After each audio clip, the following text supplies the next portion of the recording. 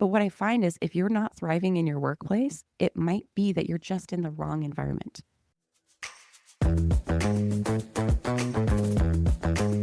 You're listening to Overwhelmed Working Woman, the podcast that helps you be more calm and more productive by doing less. I'm your host, Michelle Gauthier, a former overwhelmed working woman and current life coach. On this show, we unpack the stress and pressure that today's working woman experiences. And in each episode, you'll get a strategy to bring more calm, ease, and relaxation to your life. Hey friends, welcome back. Thanks for joining today. I'm super excited to share this conversation with you because it really influenced the way that I think about my own productivity. Today I'm talking with Amber Deibert. She is a performance coach who helps people in the sales field get to the very top of their game. And what makes her work so fascinating to me is how she helps her clients use their natural energy patterns to work more effectively instead of forcing themselves to do things that don't fit. Her theory is that we can find out all we need to know about our own productivity based on the way that we like to work out or expend our energy. In this episode, we're going to talk about how your workout style can reveal your ideal work style. It's different if you like to run long distances versus take the occasional walk versus go to a HIIT class. We're also going to talk about why productivity isn't about doing more, but doing what fits your brain and your body best, and then how to set up your day based on what's best for you, your breaks, your calendar, even your clothes or music to support your focus and reduce your overwhelm. I do have to warn you that this episode is longer than the usual one. I usually try to keep my episodes shorter than this, but there was so much good stuff in here and I really didn't want to cut anything out. So you might have to listen to it over 2 different sessions or something. It's about 40 minutes long. Okay, let's meet Amber. Thank you, Amber, so much for being here today. Amber and I are in a coaching mastermind together, and she was the presenter one day when I attended a meeting, and I just thought that what she had to say was so brilliant and so helpful that I wanted to bring it to the audience. Can you just tell us a little bit about yourself and how you got to be the type of coach that you are? Yes, thank you so much for having me. I am a performance coach and I work specifically with enterprise and strategic tech sellers. So my clients are selling at the highest levels to Fortune 500 companies, and I help them specifically with their mindset and their productivity. My sweet spot is people who know what they need to do. They just can't quite get themselves to do it. And I find that it either comes down to limiting beliefs and imposter syndrome and mindset things, or it's that you don't have a productivity system that works for you. I'm so delighted to be on your podcast because working women is something that's near and dear to my heart as a working mom, and thinking about how much there is on our plates and how we want to perform. Oh, good. I'm so glad. And I thought you would be such a good fit for this audience because one of the things that I'm always working on with my clients who are all overwhelmed working women is the idea that you don't have to do it. Like you don't have to get up at 5 a.m. and approach your work in a certain way. If that's not the way that works for you, you have to understand first, learn and understand who you are, and then create rules that work for you for your best productivity. So would you please tell us about your theory on that we should essentially work the way that we work out? Will you tell us a little bit about how you developed that and what it is? Yeah, totally. And I just want to touch on what you talked about really quickly. And I love that you said that because I think so many of us, I market on LinkedIn and I read all the LinkedIn posts, and all the posts from all the like experts. They're like 20-year-old dudes who aren't married, who don't have kids, and they're telling you what your morning routine should look like. But they're successful. Like they're working 16-hour days, 20-hour days, and they're getting it done. And so we think like, oh, I should be that way. And I love your approach, Michelle, of like, it's not how somebody else designs it. It's how what works best for you. They would be like, I just know that I need to do more deep work. I keep reading about deep work and how important it is. And I would look at them and I'd be like, respectfully, you're not a deep work kind of a person. Like, I don't know what it is about you, but like, that just doesn't seem like a fit for you. And maybe you're trying to squeeze yourself into a box that doesn't fit you. You're this beautiful statue that doesn't fit in a rectangular box. And so I realized that you can learn a lot about somebody and how they like to expend their energy by looking at their workout style. So I have a theory that we like to mentally expend energy the same way we physically like to expend energy. So let me give you an example. Imagine like a endurance athlete versus maybe like a CrossFit or high intensity interval training athlete. On the endurance side, when I think about endurance sports, you have to do tons of upfront planning. And as long as you've got all the upfront planning done, then when you're executing on the workout, you are essentially in deep work. You have no more decisions that you have to make. You're just doing it. You've Mhm. made all the decisions ahead of time. Versus a CrossFit athlete or maybe an interval training athlete, kind of like a circuit training athlete, they might show up to the gym and they might, like maybe say Orange Theory, they might look and see what the workout is today, but they don't need to know the whole workout. They just need to know the first thing. And I find that those type of athletes work more in short, intense bursts. On the endurance side, it's more like low intensity, long duration. And on the interval training side, it's more high intensity, short duration. If you can design your workday around that as well, I find so many people who are more of the interval training kind of people, but they're trying to fit themselves in the deep work bucket when actually they get more done in a shorter period of time than most people can do in a week. Yeah, I love that. And especially that neither one of those is the better answer. It's like Yes. whichever one sort of comes naturally to you or that you're attracted to is the right thing. Okay, so what if somebody's listening right now and they're like, I don't work out consistently? Oh, Should, I'm so glad you asked that. Like, I want to give the caveat that I don't actually care how much you work out or how you work out or if you're in shape. What I want to know is how do you physically like to expend energy? That's all I care about. It might be that you're like, you know what? I just go for a walk with my dog. And that's my Mhm. favorite way to physically expend energy. That's fantastic. We can learn so much from that. Or maybe you're like, you know, I don't exercise, or I used to be this is my story. I used to be an endurance athlete. Then I had kids and I was like, I don't have the time for that. And so now I am more of an interval training kind of athlete. And my work style has adjusted. Yes. Oh my gosh. I would absolutely say me too. Used to run marathons, used to go for a run on Sunday morning that would last 3 hours. There's Yes, no right? way that I would make the time to do that anymore. I go to a boot camp type training and I Hmm. show up for it. I go 5 days a week right now, sometimes six. And it's a different workout every day. 3 days are strength, 3 days are cardio. I really don't care what it is. I just go. Sometimes I know what it is and sometimes I don't because I need to wear different sports bras. That's the only reason why I care. And when I go there, I don't know what the workout is and the trainer demos it. And if I had to repeat back the workout, I could probably repeat back like 20% of it. I just have Hmm. to kind of get started, see what other people are doing, sort of figure it out along the way. So if we use that as an example, maybe that could be helpful for me personally, but for other people as well. So, what should I do work wise if you know Yes, that about me? yes. And thank you for being the guinea pig. It's always so much easier to use a specific example. I call this process work like you work out. We're going to look at your workout style and glean insights from it of things that we can apply to your workday to help you be more productive.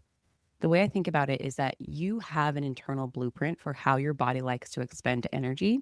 It's always been there, but we just try to fit ourselves into a mold that we aren't. If you look at cues from how you like to exercise, you can establish these in your workday and it's going to make things so much easier. So the first thing I like to ask about is intensity. Are these Hmm. workouts pretty intense or are they like pretty chill? Super intense. Yeah.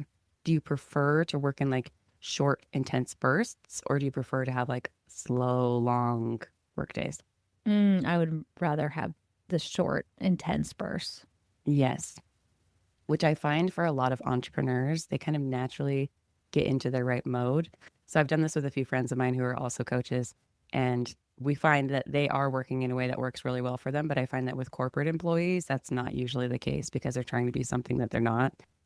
So that's the first thing to note is what is the intensity? So for somebody like you, I would definitely recommend blocking out time to get all your tasks knocked out in an hour or whatever it is and Hmm. working in short bursts. And for you, I'm assuming it's kind of more of like a circuit training, interval training kind of. Hmm. So it might be really helpful for you to also do Pomodoros, which if you've ever heard of the Pomodoro method, it's named after the guy who invented it used a timer that looked like a tomato. And tomato is Pomodoro in Italian I thought name. you were going to say his name was like Anthony Pomodoro. It's like a tomato shaped kitchen timer. So that's where Yes. it's got its name. But the Pomodoro technique is essentially interval training for the workday. The idea is you do 25 minutes on, you take a 5 minute break. You do 25 minutes on, you take a 5 minute break. We know that you're a high intensity person. I like to know like what is the ideal duration for your workouts? It sounds like you're doing a class, so they kind of decide the duration for you. How long do you 45 like to? minutes. 45 minutes. And it's funny because before I would have said, when I was a runner, I would have said that I like to run for an hour.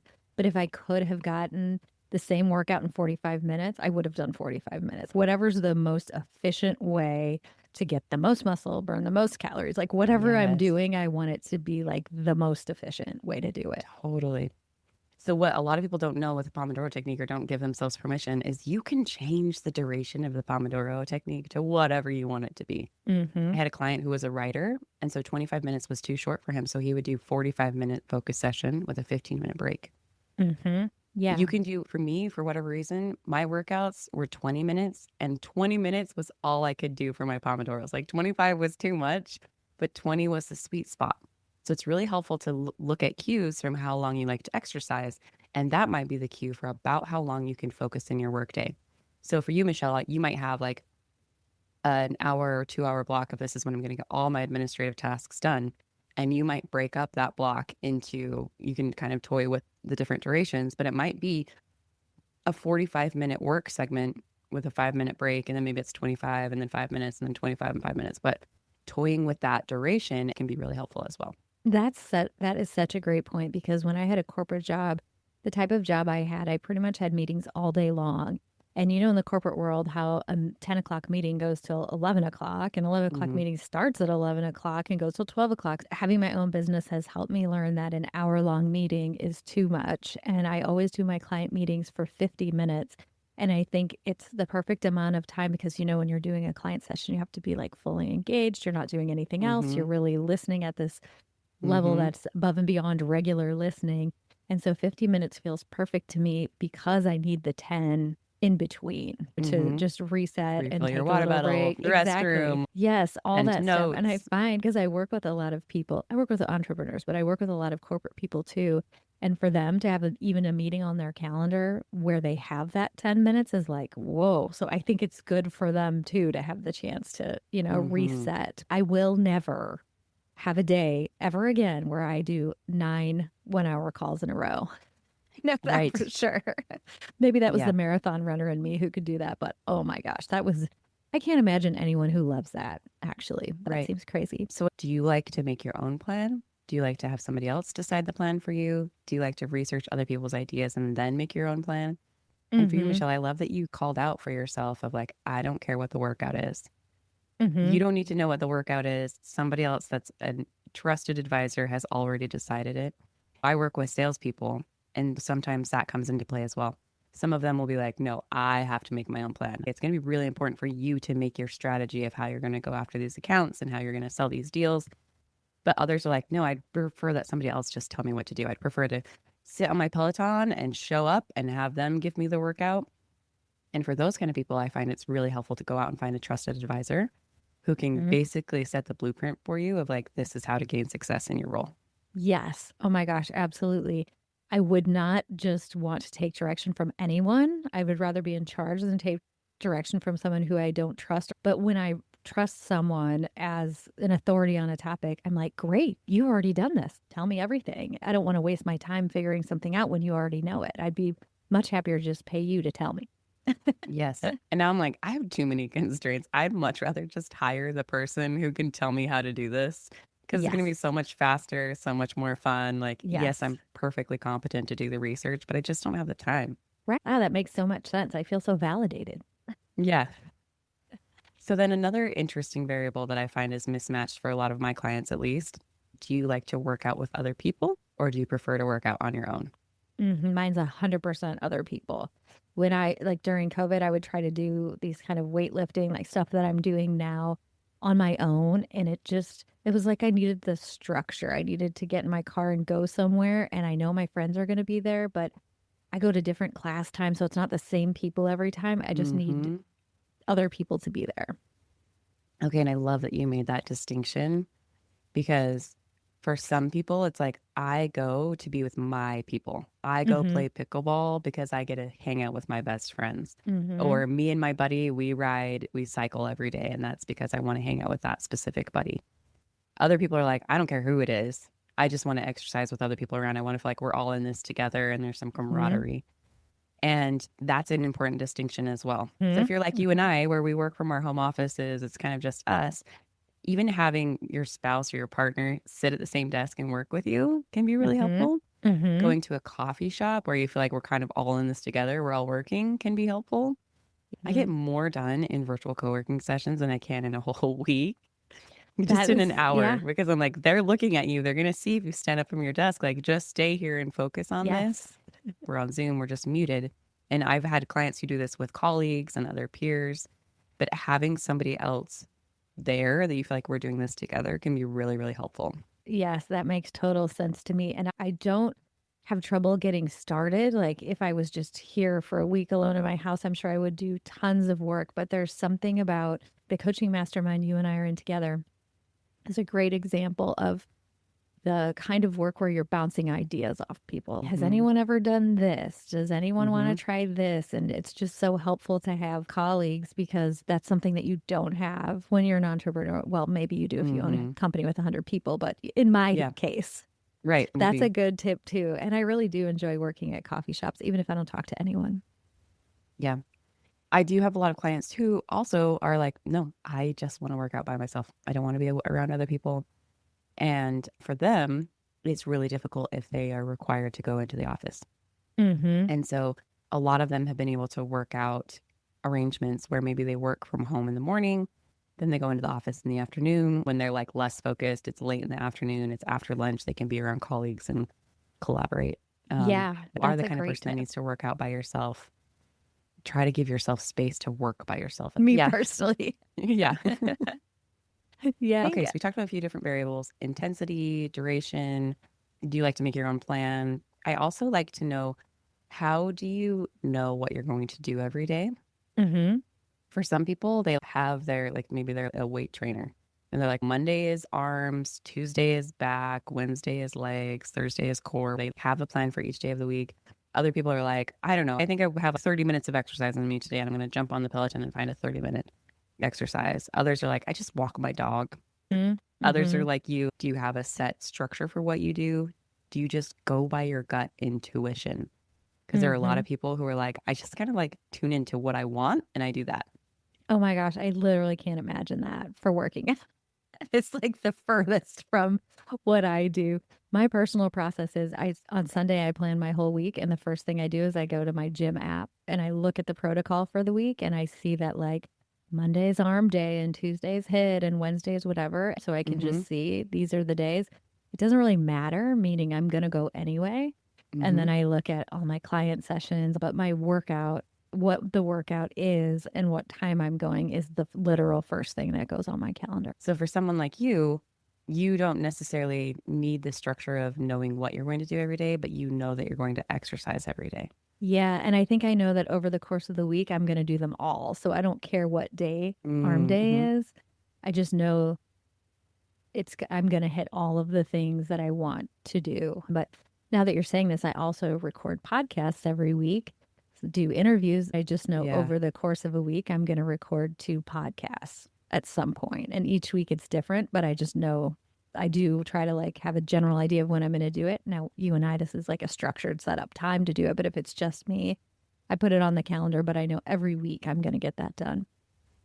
Yes. Okay, I want to touch on that. So for you, you got the structure, you show up, and I think that that is going to also be similar to how your workday goes, where you know kind of the six basic chunks of things you're going to do every week.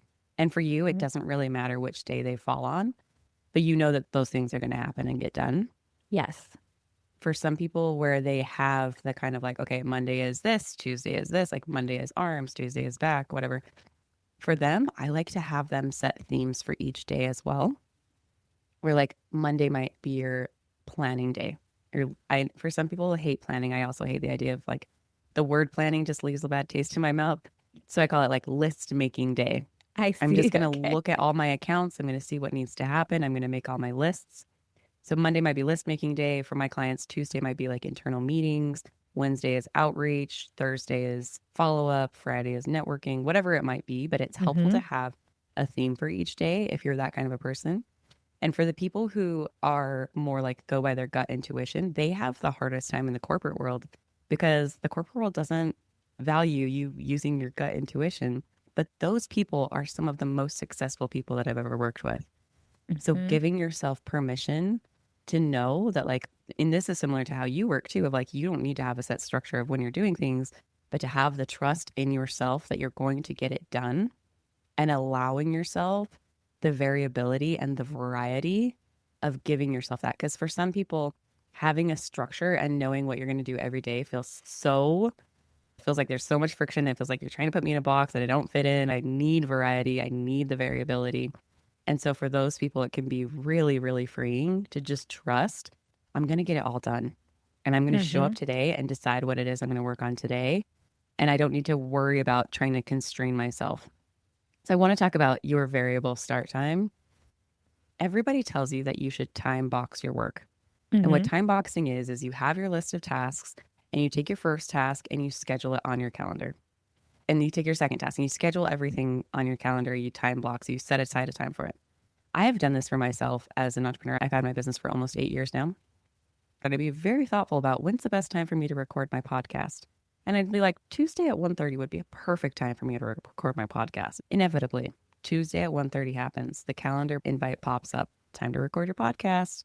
And I would be like, don't tell me what to do.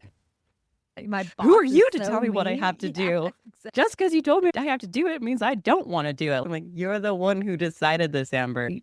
It's ridiculous. So for some of us, time boxing is not the right tactic for us, and that's Mm-hmm. okay. You can try instead, where maybe you set aside, like, during these 2 hours, this is my administrative time.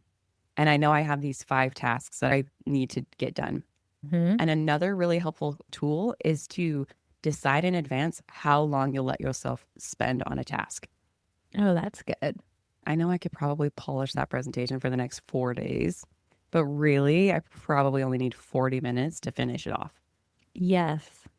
So you can time box, just decide in advance how long you'll give yourself to finish that task, but then give yourself the flexibility to work on that task whenever it is that you want to work on it. Yeah, I love that. That's a great idea too. So it's like a little bit of structure, but not 100% structure. And I have yet to find somebody of all, I've had my business for 8 years too. And of all the clients that I've had, I always try to help my clients figure out how much structure do I like in my day?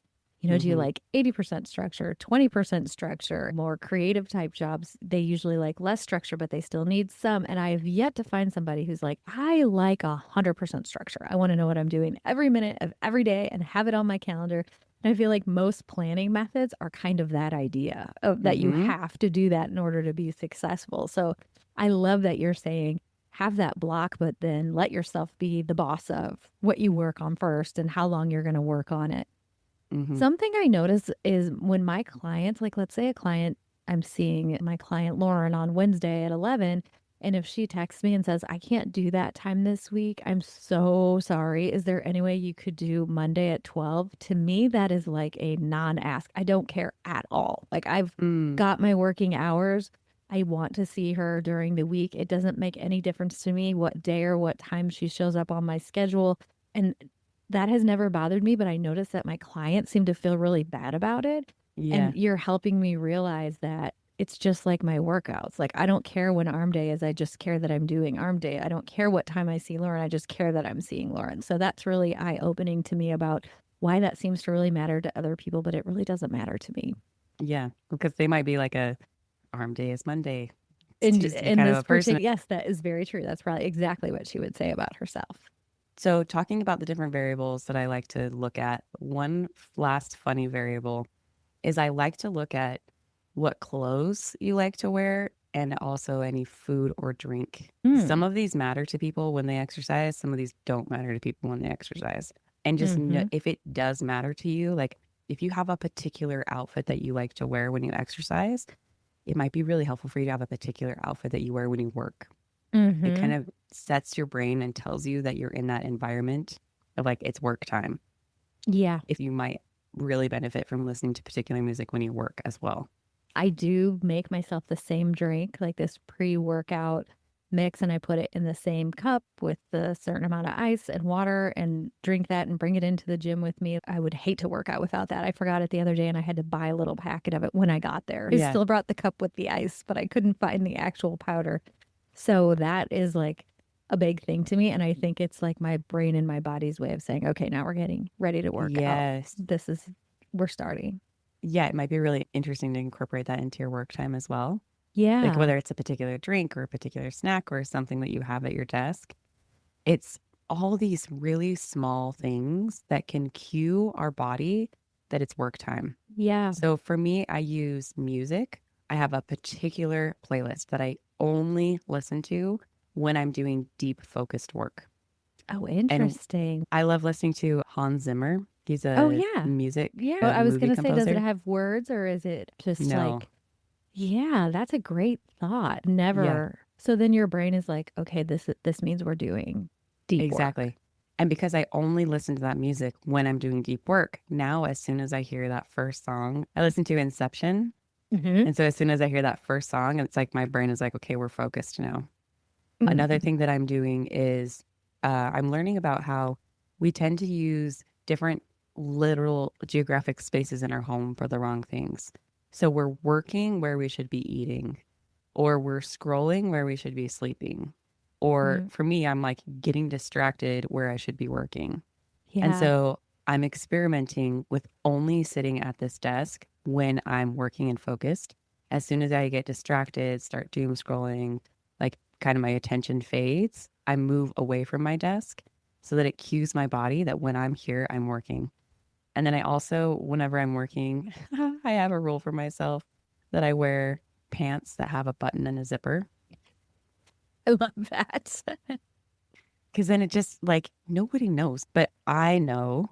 And it cues to me like this is work time. Yes. Oh my gosh. So many good things in what you just said right there. I think the idea of doing the wrong activities, like activities in the wrong place in our house, is a fascinating idea. And I love the idea that if I need to take a break from work, that I don't do it sitting at my desk, that I get up and go sit on my couch if I want to scroll on my phone or Hmm. switch to a different area that's meant for that kind of thing. That is so cool.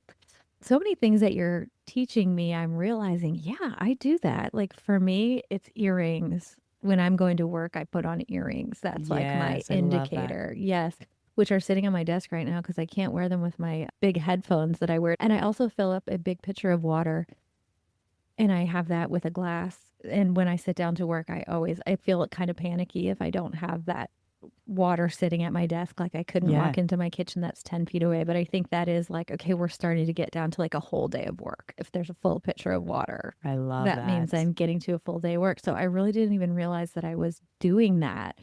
And I'm going to proactively think about the music one because I don't listen to music while I work. The idea of listening to something like you're talking about sounds fascinating.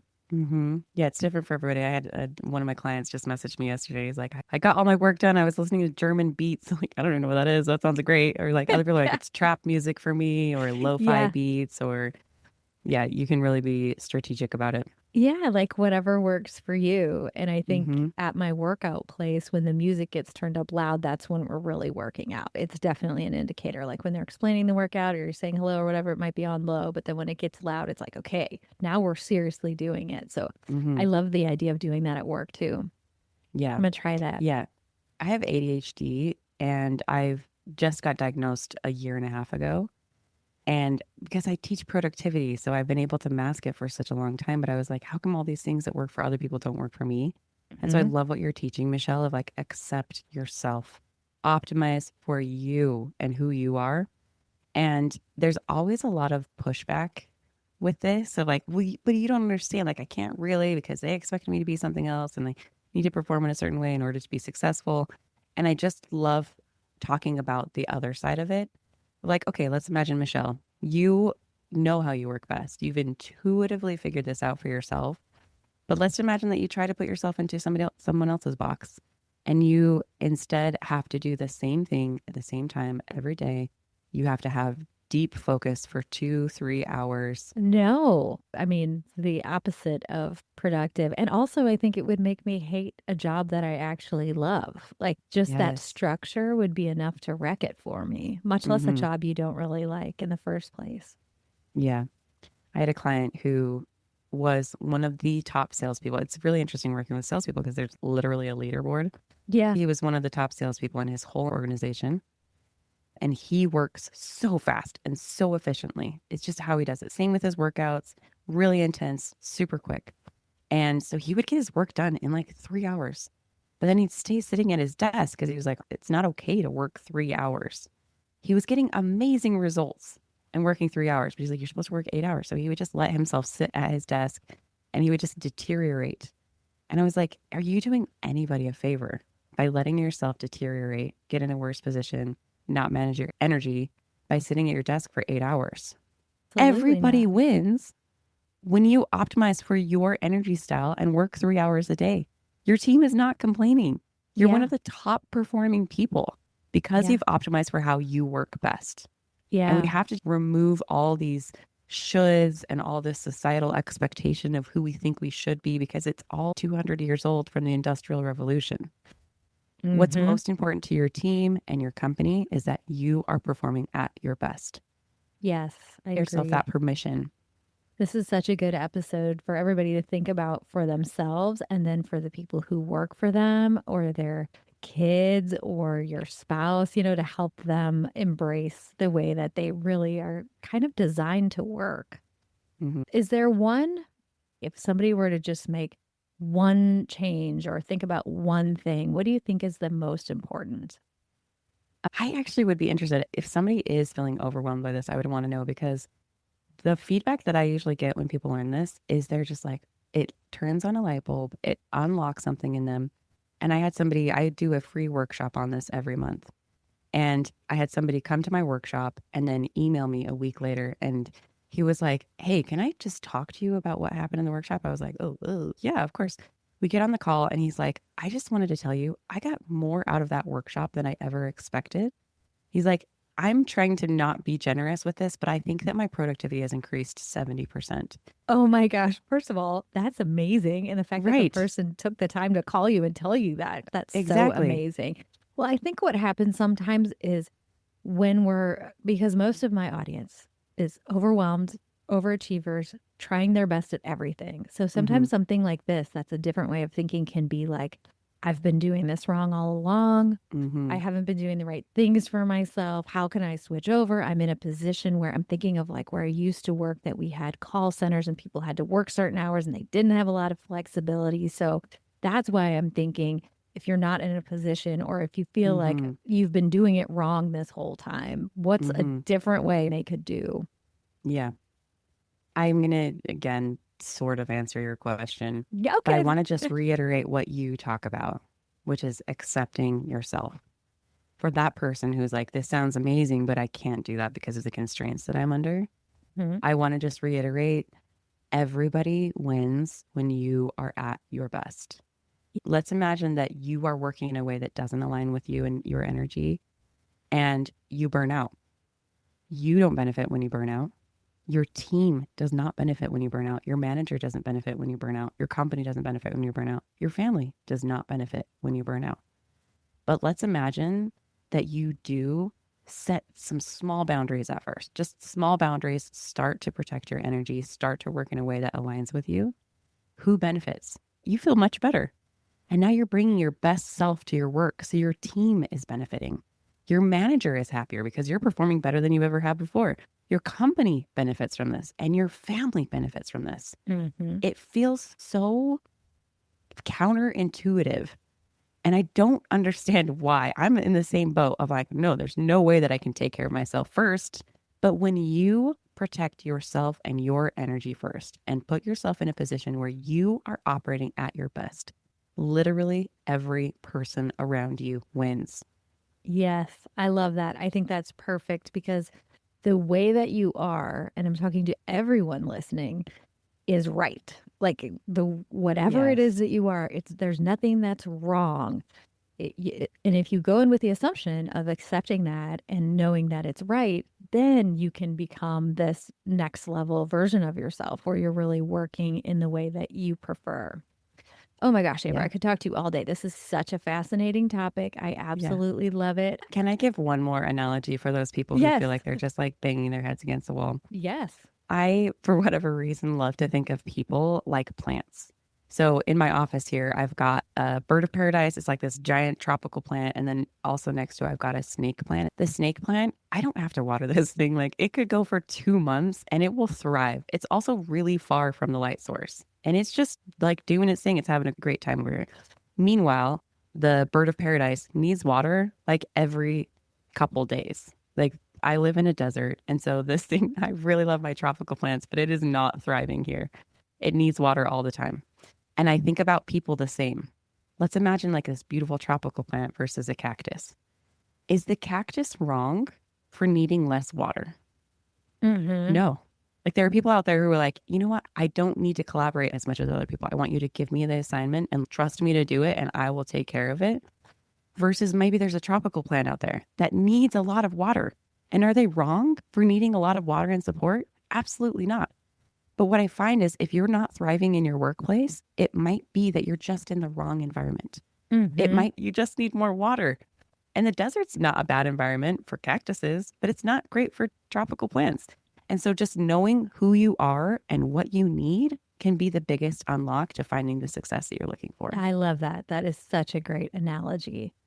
I too have lots of plants in my office, and now I'm thinking about this. Yeah. They're different. It's another perk of having the water on my desk all the time. If somebody looks like they need some water, I can give them some water. Oh, that's amazing. I love it. Okay, I have to ask you two more questions. The questions I ask every guest on the show. And the first one is, what do you do if you feel overwhelmed to feel better? What's your go-to strategy?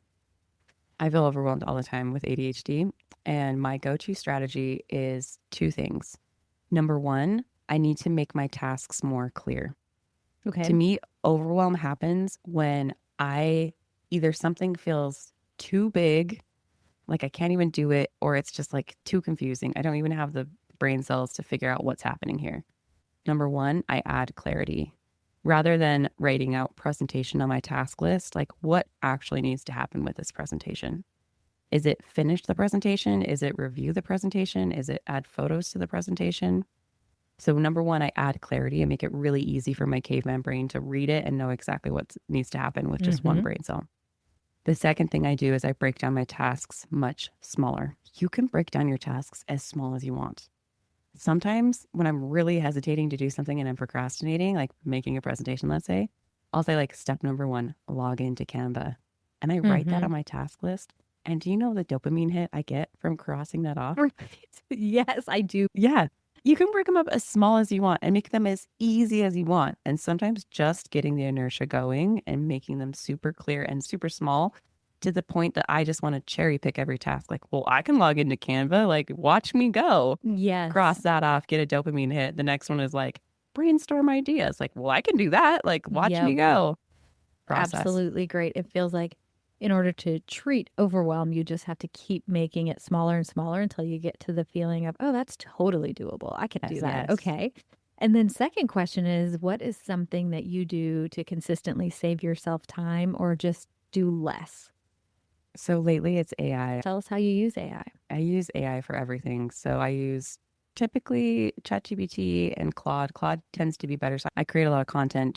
Claude tends to be more helpful with content, but I use it for everything. I use it for helping write a response to an email. I use it for if I'm feeling like those times when you just want to write an angry response. I write my angry response in AI and I say, can you make this nice? Yes. Can you make this like kind and considerate, but I still get the benefit of like getting all my emotions out. Yes. I use it to plan out what I'm doing. I use it to answer questions. I use it to learn things. I mean, I've automated a few things. So there's like, I'll record a voice note and then it will automatically go through this process and then it will output a LinkedIn post for me based on what I said exactly. Oh, It's the that's best thing that's amazing. ever That's a happened. great one. Yes. Okay. So if you're not using AI, I have a feeling hopefully everybody's used ChatGPT a little bit, but it is amazingly helpful. That is great. That's a Hmm. great answer. And I really think you're the first person to say that. So thank Amazing. you. Yes, thank you so much for sharing your time and knowledge with us. This is so great. So, you mentioned that you do a free workshop once a month. Can you tell us about that? And then just anything else if people want to follow you. You said Yeah. you're mostly on LinkedIn. Give us all the hmm scoop. Yes. So if you have any questions, if you have any feedback, if this was interesting for you, like please reach out. I love hearing from people. You can come find me on LinkedIn. Just search Amber Deibert, Deibert. You can come join my free workshop and get personalized coaching on your workout style. I go through the same process and I give people feedback exactly like I've given you today, Michelle. I'm like, okay, if you're that kind of person, here would be a technique that would be really good for you. You can go to mentalmastery.com/free workshop to sign up for that. Okay. Thank you so much. I really appreciate your time. I really enjoyed the interview myself. Thank you for giving me personalized coaching / being a guest on the podcast. Amazing. Thank you so much.